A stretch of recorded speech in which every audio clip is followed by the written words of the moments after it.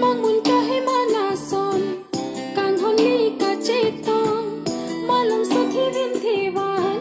privately ya kang hon Mangun kahe manason la itu makang hon thivin thiwan sinang mon private asonon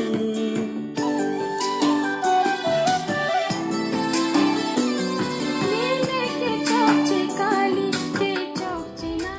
si mun che glory kuan harani nang kang hon che patusi se ik che vin joy joy nang pi alang sing binang ni sing we king nang than si pano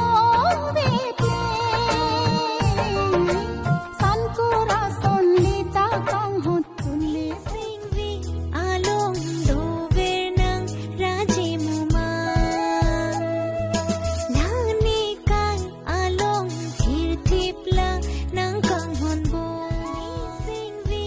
along do ver nang raje muma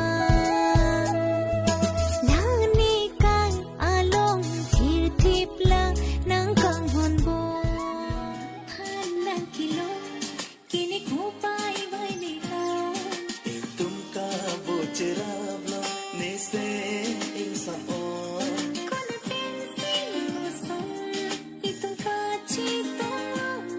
rana me van rapsi itong kachitong lo la silirun ka bocherablo Lising vi kache chut bai i tu mang bo Pinano vi ki van rap a chor kachilo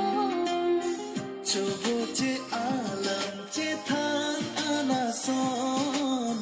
Kaching hon penli elam kache don